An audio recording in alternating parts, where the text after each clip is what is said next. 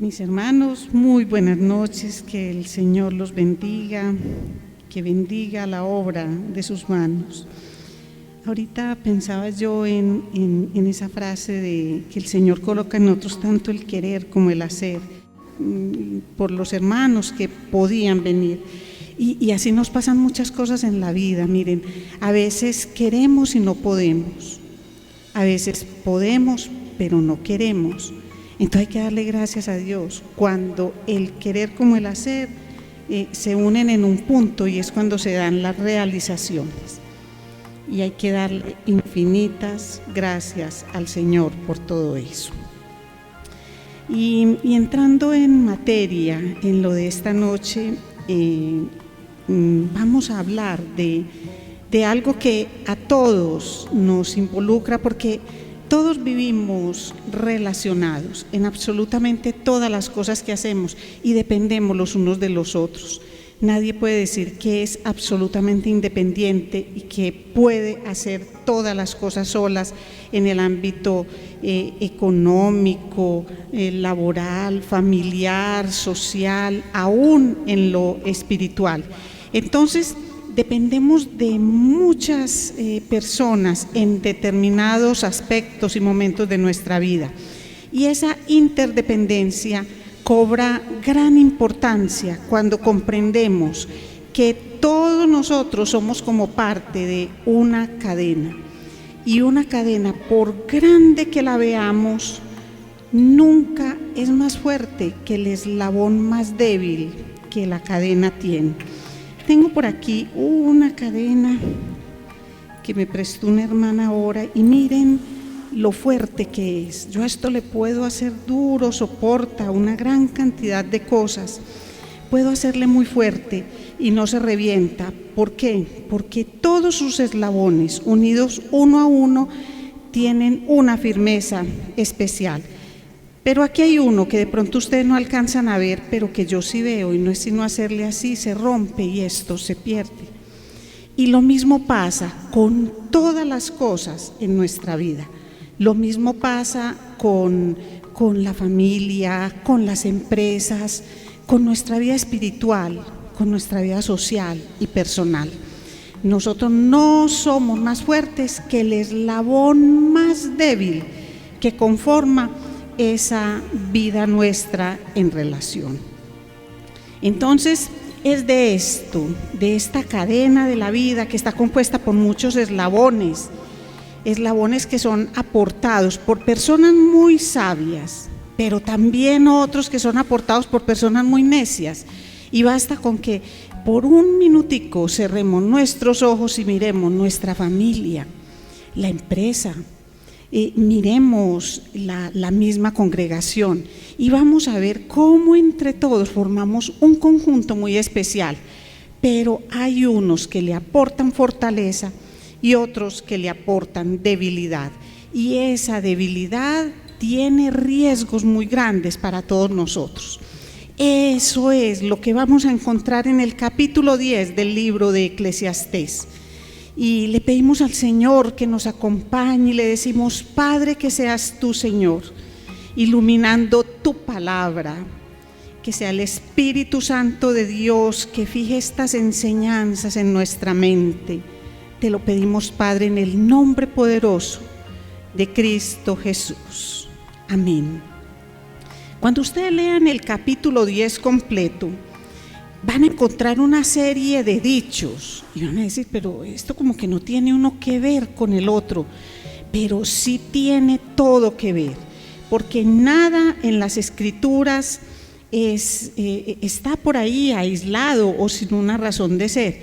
Y hay un hilo conductor que reúne todos los versículos del capítulo 10 en torno a un tema que esta noche lo vamos a conocer como los riesgos de la insensatez.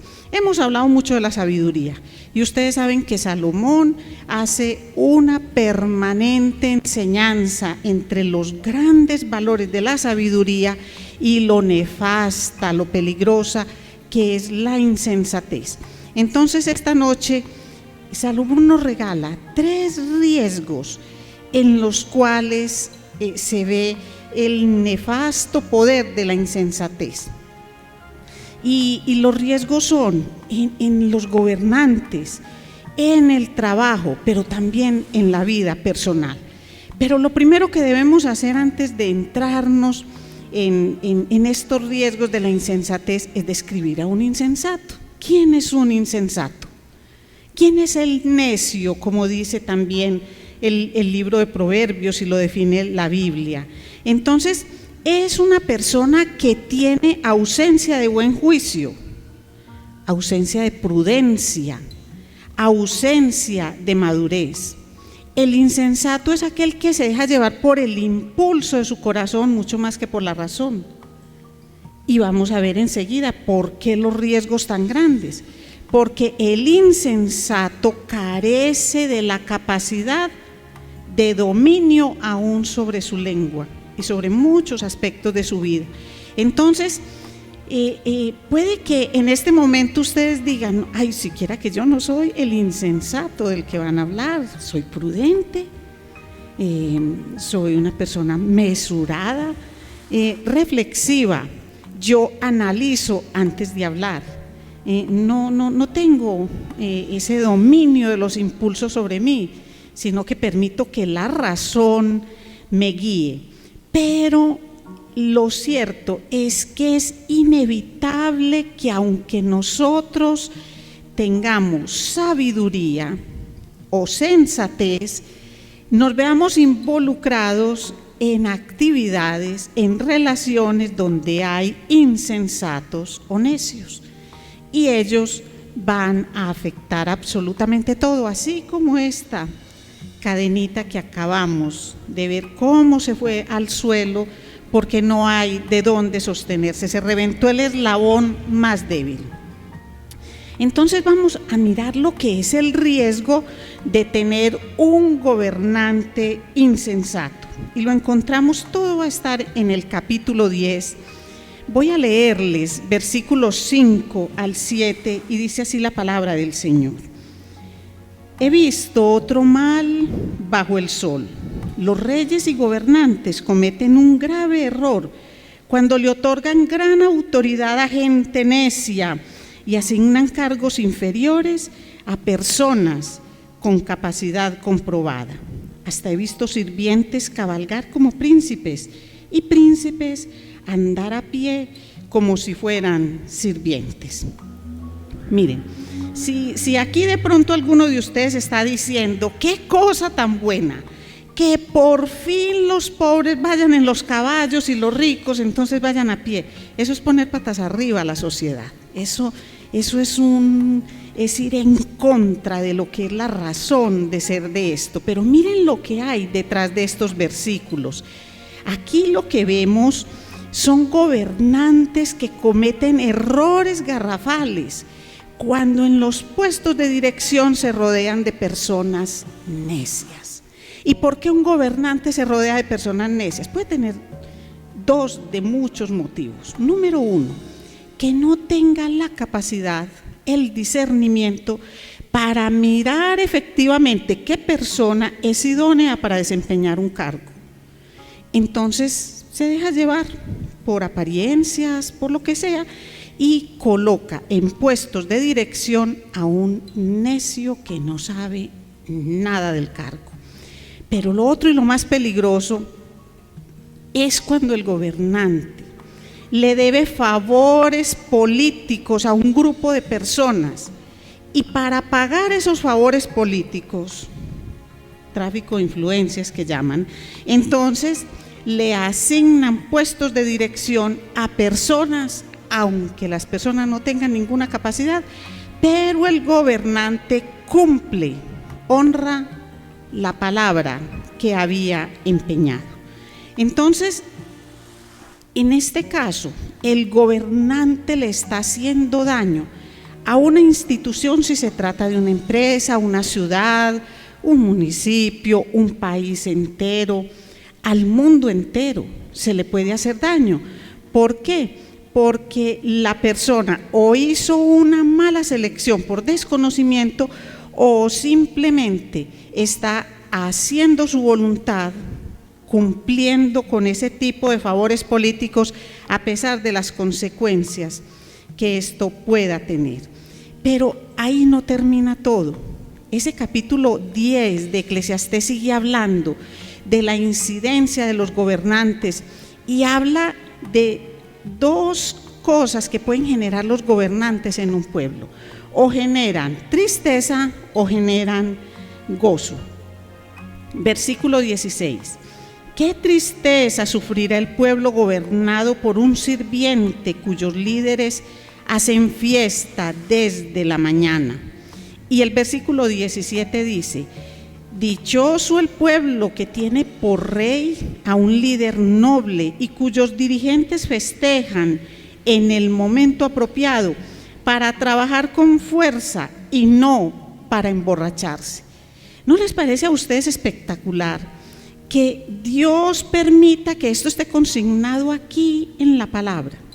Miren, gobernantes irracionales, embriagados por el poder, son lo más peligroso que puede tener una nación. Eso es impresionante. Se vuelven perezosos, derrochadores de los bienes del pueblo, no les importa, porque lo único que ellos buscan es saciarse a sí mismos, servirse a sí mismos, pase lo que pase con el resto. Mire cómo dice el verso 18 y 19: por la pereza se hunde el techo, por el ocio gotea la casa. Una fiesta da alegría, un buen vino felicidad, y el dinero lo da todo. Claro, es que los insensatos con poder sobre los destinos y las finanzas de un pueblo, cuando son esos gobernantes insensatos, vuelven todo una fiesta, y el dinero lo es todo, y la diversión lo es todo. Por eso acaban con un país entero, lo desangran una empresa. Pero ojo, también aquí estamos personas que somos gobernantes de nuestro hogar.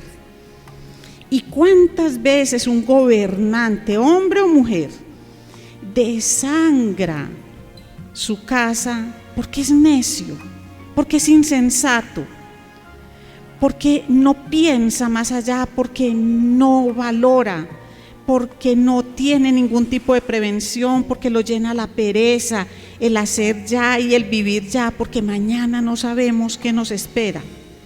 Eso es ser insensatos. Entonces, a un gobernante de estos insensatos, ¿qué le importa? Que se caiga la casa, y que le importa, como dice ahí, que empiecen las goteras a dañar el techo. Eso que lo arregle el gobernante que sigue. Hasta aquí llego yo, y esas goteritas, el gobernante que sigue. Al fin y al cabo hay que dejarle trabajo. Esa es la forma como piensa el necio. Y entonces, ¿qué hacemos nosotros frente a eso? ¿Qué es lo que hacemos? Y mire Salomón cómo habla. Él lo que recomienda es la prudencia. Capítulo 10, versículo 4: si tu jefe se enoja contigo, no renuncies a tu puesto. Un espíritu sereno puede superar grandes errores. Ustedes recuerdan que la mansa palabra aplaca la ira.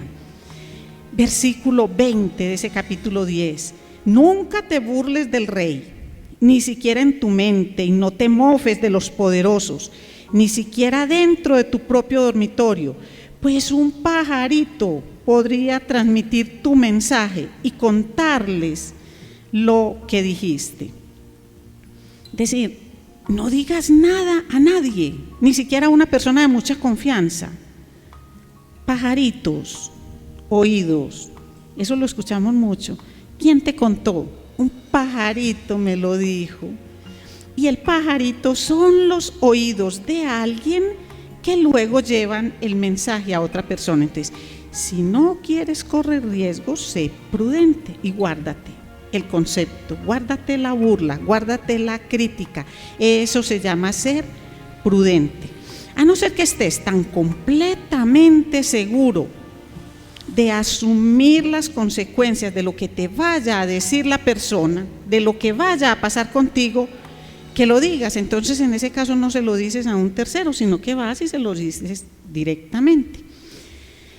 Miremos un poquito en qué tiempo está hablando Salomón.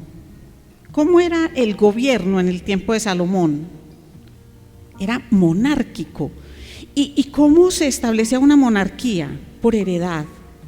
No era por capacidad, sino que era por el linaje familiar. Así que si alguien estaba absolutamente en contra de ese monarca, le quedaba un camino, y era matarlo a él y a los herederos que venían detrás de él, porque el poder se heredaba. Ok, y vamos a traerlo a nosotros. Nosotros no vivimos en una monarquía. ¿Cómo es el tipo de gobierno en el cual vivimos nosotros aquí en Colombia? Democrático.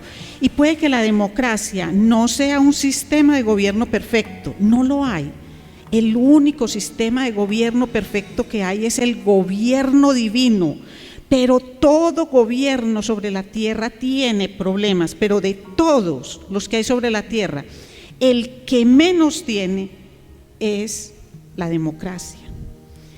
Pero entonces, ¿por qué la apatía de nosotros en algo como las elecciones? ¿Qué es lo que dice la gente? No, a mí no me hable de política, que a mí la política no me interesa. Pues aquel que piense de esa manera, le tengo una noticia, y es que mientras usted viva aquí en Colombia va a ser gobernado por políticos a los cuales sí les interesa la política. Entonces, todos tenemos la obligación de mirar a quién elegimos. Es que nada cambia. Problema de nada cambia, y problema de los insensatos. Pero si cada uno de nosotros empieza a tomar el correctivo, las cosas van a cambiar. El problema de nosotros es que buscamos que solucione el otro y que yo me quede haciendo lo mismo. Eso es locura. Pretender un resultado diferente haciendo siempre lo mismo, eso no funciona. Así, de esa manera no funciona. Entonces, ¿cómo combatimos nosotros este tipo de tráfico de influencias, todo este tipo de movimientos políticos y cosas? Pues siendo ciudadanos honorables, honrados en lo que nos corresponde, juiciosos con las cosas que nos corresponden, no siendo partícipes de la necedad de aquellos necios que se quieren enseñorear. Pero no es criticando como las cosas se van a cambiar. En el tiempo de la monarquía, cuando al rey alguien lo criticaba, el rey tenía la potestad de cortar la cabeza. Hoy de pronto vamos a pensar en una democracia ideal. No te van a matar, pero sí te quedas sin el puesto. Entonces, si estás dispuesto a eso, habla, pero habla con la persona indicada, no andes por ahí en comentarios. Entonces, miren qué riesgo tan grande tener un gobernante insensato o servidores insensatos, o padres de familia insensatos, o madres de familia insensatas, o pastores insensatos, cualquier persona que pueda ejercer algún tipo de control, de dominio sobre bienes de otros. Si esa persona es insensata, eso tiene un gran riesgo. Vamos a mirar un segundo riesgo, y es el riesgo laboral de un trabajador insensato. Voy a leer los versículos 8 al 11, y dice así la palabra del Señor: cuando cavas un pozo, puedes caerte en él. Cuando derrumbas una pared vieja, puede morderte una serpiente. Cuando trabajas en una cantera, las piedras pueden caerte encima y aplastarte. Cuando cortas leña, se corre peligro en cada golpe del hacha.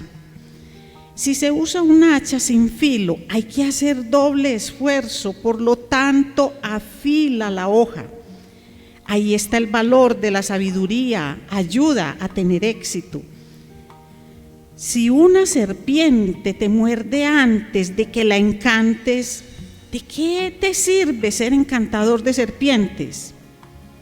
Versículo 15, los necios se agotan tanto con un poco de trabajo que ni siquiera saben cómo regresar a su casa. Entonces, aquí vemos que en el ámbito laboral el insensato pone en riesgo su propia vida y puede poner en riesgo la vida de otro. Pero también vemos insensatos, esto lo pueden hacer por descuido, pero también vemos insensatos que pretenden hacer una labor sin conocer de qué se trata lo que van a hacer.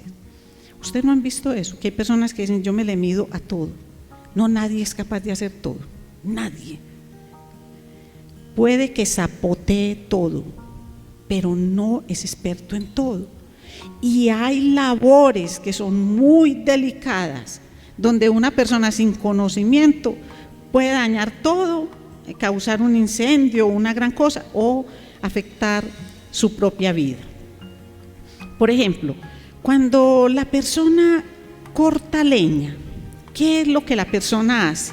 La persona debe ser precavida y mirar todos los días antes de empezar el proceso de cortar la leña, fijarse que el hacha tenga filo. Porque es que si yo dejo que el filo se pierda y el hacha quede lo que uno llama roma, entonces yo le puedo pegar y pegar y pegar, gastarme todas las energías y no tumbo ni un árbol. Pero si yo invierto de forma sabia un tiempecito para afilar el hacha, entonces yo voy a obtener éxito en esa labor de cortar la leña. Y eso es aplicable para absolutamente todo. Nosotros podemos espiritualizar esto y decir que en nuestra vida, si nosotros no dedicamos un tiempecito todos los días antes de empezar la labor, si no dedicamos ese tiempecito precioso a afilar el hacha, entonces toda la labor que vamos a hacer en el día la vamos a hacer en nuestras propias fuerzas. Cuando tenemos un arma especial, que es la oración y el acercarnos al Señor, para que Él nos acompañe en toda la labor que vamos a hacer y con plena seguridad que vamos a ser mucho más productivos. Miren, por ejemplo, en los encantadores de serpientes, ustedes han visto a un encantador de serpientes, ¿cierto? ¿Qué es lo que él hace? Él está en cuclillas y empieza a sonar una flauta. Entonces, una persona que no sabe cómo es el proceso de encantar una serpiente, cree que la serpiente se encanta por la música. ¿Sabían ustedes que las serpientes son sordas? La serpiente tiene un sistema auditivo interior y lo que le permite es sentir vibraciones, pero no es sensible a la música, sí es sensible a esto, una vibración en algo. Por eso cuando el encantador va a hacer su trabajo, cuando tiene a toda la gente que le va a dar la plata, él hace esto sobre la canasta y mueve a la serpiente y empieza a mover los dedos y la serpiente se deja guiar por el movimiento del encantador. Pero si la serpiente pica al encantador, ¿para qué sirve el encantador? Para nada, el encantador puede perecer. Y lo mismo un insensato que entre a hacer un trabajo que no es capaz de hacer. Por eso dan tantos ejemplos que eran muy usuales en esa época. Pero pasaría lo mismo con nosotros hoy, una persona que empieza a hacer un trabajo de electricista cuando no lo es, de ingeniero cuando tampoco, de cualquier cosa. Es que a mí se me queme una arepa, eso no va a poner en riesgo la economía, no va a dañar una empresa, es una sola arepa, no va a causar ningún problema. Pero cuando yo digo que soy capaz de hacer un trabajo nada más porque estoy pensando en la necesidad que tengo, en que necesito un dinero, y empiezo a arriesgar los recursos de otros, puedo inclusive arriesgar mi propia vida. Entonces el necio en la parte laboral tiene muchos riesgos, es lo que nos muestra aquí la palabra. Y miren otro aspecto que nos muestra otro riesgo, y es el riesgo personal del insensato. Versículos 12 al 14. Los necios basan sus pensamientos en suposiciones insensatas, por lo tanto, llegan a conclusiones locas y malvadas. Hablan y hablan sin parar. Nadie sabe a ciencia cierta qué es lo que va a suceder. Nadie puede predecir el futuro. Entonces, ¿qué es lo que nos muestra aquí? Que el insensato es un peligro para él y para todo el que lo escucha, porque el necio cree conocer lo que nadie más conoce. Y la verdad es que los necios, los insensatos que hablan tanto, son fastidiosos. Todo lo saben, todo lo conocen, todo ya lo han hecho, todo lo estudiaron. Saben lo que viene, pero conocen lo que pasó. Yo sé, ¿quién sabe? Lo que tú no sabes, y ese soy yo. Entonces no paran de hablar. El insensato con su palabrería no para de hablar. Y lo peor de todo es que enreda. Es capaz de enredar una pestaña, porque tiene tanta palabrería que envuelve a la gente con lo mucho que dice. Es un insensato, es un necio, un fastidioso. Encima de todo dice que es muy sincero. Es que yo soy muy sincero. La sinceridad sí es lo mío. No, es un insensato, un grosero, un altanero, que no le pone a sus labios un tope, sino que lo que le llega a la mente, eso inmediatamente, como cuando uno echa agua en un costal, que eso se va de una, no hay que lo detenga. Así son las palabras del necio, brotan y brotan y brotan y no pueden parar de brotar, y tienen un gran peligro, y es que como enredan y como intentan persuadir a la gente con todo lo mucho que hablan, entonces se convierten en muy peligrosos para ellos, porque inmediatamente la gente los detecta, pero también para otros. Miren, se vuelven más peligrosos que un buitre. ¿Por qué? Porque un buitre se come, o gallinazo que llamamos nosotros, se come lo muerto. Hay un animal muerto y el buitre va y se lo come. Pero el insensato que habla y habla y habla, se come viva a la gente, y eso es un peligro.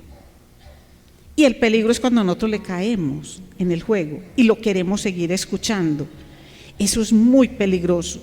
Y hablan de cosas y te las aseguran y las garantizan, cosas que van a suceder cuando el futuro está en manos de nuestro Señor y Él es el que las conoce, nosotros no lo conocemos. Entonces, el necio no elige las palabras adecuadas. Pero si tú quieres escuchar a un necio, míralo, escúchalo cuando habla, pero míralo también, como dice el versículo 3, se puede identificar a los necios tan solo de ver cómo andan por la calle. Fafarachosos, no andan común y corriente. No, miren, aunque la mona se vista de seda, bueno, con el necio pasa lo mismo. Aunque el necio vaya vaya con sus labiecitos cerrados por un momentico, es tan inocultable la insensatez que con solo ver a la persona en lo que hace, cómo se mueve, entonces uno sabe que esa persona es insensata. Es decir, eso tiene mucho que ver con los lugares que frecuenta. No es que si camina así o así, no, para que no empecemos a reparar a las personas por la forma como se tongonean, sino los lugares que frecuentan. Basta con verlos para saber cómo son, porque ellos eligen el rumbo equivocado. Ahí, entonces, miren, esto lo tenemos que traer a nosotros, porque es que es muy fácil cuando se está hablando de esto, pensar en los insensatos que hacen parte de nuestra cadena en la vida, ¿cierto? Este es insensato, el otro también. Entonces, es mirarnos a nosotros mismos, porque si queremos romper la insensatez, lo primero que tenemos que hacer es reconocer en qué áreas de la vida tenemos insensatez. La insensatez no se quita tapándola, no hay forma de ocultarla. Ella brota. Mire que aquí se ve y se escucha. Ella brota por todos los lados. Pero si yo hago un análisis de cómo soy, si hablo más de la cuenta, esos que dicen que hablamos hasta por los codos, y eso es cierto. Hay personas que nos tapan la boca y como que empiezan a salir los letreros por todo lado. Entonces debemos fijarnos en qué áreas lo hacemos, qué es lo que buscamos al hacerlo, qué es lo que estamos pretendiendo. Y cuando detectemos las áreas en las que tenemos esa insensatez, entonces ¿qué es lo que hacemos? Decimos, pues llevo tantos años luchando conmigo, viviendo conmigo, soportándome, porque es que esto es una invitación a mirarnos a nosotros. Es hacer lo que el pastor noche tras noche nos dice: lleva la palabra a un desafío personal, vuélvela tuya, aprópiate de ella. Entonces cuando miremos en qué áreas de la vida tenemos esos brotes de insensatez, tenemos que pegarnos del Señor, pero no solo en eso, sino en todo, pero muy especialmente en esto, y decirle: Señor, ayúdame, y confesarle, mostrar un sincero arrepentimiento y permitir que Él ponga ese guardián en nuestros labios, permitir que Él direccione lo que decimos, lo que hacemos, lo que pensamos, los lugares que visitamos, la forma como desarrollamos nuestro trabajo, la manera como gobernamos en nuestro hogar, en la empresa, en el sitio que sea, pero es pedirle a Dios ese discernimiento. Es pedirle que el Señor nos ayude con nuestra propia necedad, porque no basta con tener cerebro y no basta solo con tener corazón, es tener una combinación tan especial de esos dos factores que nos permitan llevar nuestra vida con sabiduría. Pero si la insensatez que vemos no es en nosotros, sino en otros, y depende de nosotros, ayudarle a la persona, mostrarle a la persona con mucho amor. Pero si vemos la necedad en personas que son inalcanzables para nosotros, tenemos la mejor de las herramientas, y es orar por estas personas. Y en este momento lo que les pido, que oremos por las personas que son dominadas por la insensatez, y de forma muy especial aquellas personas que están en puestos de liderazgo, para que el Señor los ayude a ellos, pero también a cada uno de nosotros. Padre, gracias infinitas, mi Señor, te damos por esta palabra. Señor, gracias porque tú nos haces un llamado muy especial a mirar los peligros de la insensatez. Señor, gracias porque nos permites mirar todo el peligro que está encerrado, Señor, en gobernantes insensatos, todo el peligro que está, Señor, encerrado en aquellas personas que ostentan algún cargo de dirección, que tienen alguna influencia, Señor, sobre los países, sobre las empresas, sobre las familias, Señor, y la manera como estas personas dilapidan recursos, tiempo, no se fijan, Señor, en las necesidades reales de aquellas personas que dependen de ellos, sino que se dejan llevar por sus propios impulsos, Señor, y hacen daños muy grandes, Padre, volviendo el dinero el rey de todo, volviendo la diversión y lo que ellos conocen como pasarla bien y la felicidad como el mayor de sus logros. Señor, permite que podamos, Señor, ayudar a muchas personas, Señor, a que encuentren esa verdadera madurez y sensatez. Pero te clamamos, mi Señor, para que nos ayudes cuando nos es posible, Señor, influir en una votación, Señor, que lo hagamos, que nos comprometamos de verdad, de corazón, que no nos dejemos llevar por vanas promesas que cuando las cumplen traen solo problemas y desasosiego a los países. Señor, ayúdanos a entender cómo la insensatez a todos nos afecta, que no nos quedemos pensando en un gobernante, porque tal vez de los que estamos aquí ninguno somos gobernantes de ciudad y mucho menos de países. Señor, pero la insensatez hace daño en todas las esferas sociales, personales, laborales, espirituales. Señor, no somos más fuertes que el eslabón más débil que tenemos. Ayúdanos, Señor, a mirar a qué cadena pertenecemos. La cadena de nuestra familia, Señor, de manera muy especial, nuestra familia de sangre. ¿Quién está, Señor, con comportamientos insensatos? ¿Quién es el más débil? No para criticarlo, sino para ayudarlo, Señor. En la familia de la fe, ¿cuál es el eslabón más débil? ¿Quién es el que murmura, el que daña, el que se convierte como en un buitre de su congregación, Señor? Para que lo podamos llevar a través de una exhortación con amor, a que recapacite, pida perdón y no dañe. Señor, los riesgos de la insensatez son muy grandes y afectan todas las áreas de nuestra vida. Ayúdanos, Señor, a descubrirla, y si está en nosotros, Señor, a clamarte, Padre, para que tú nos ayudes en todo momento.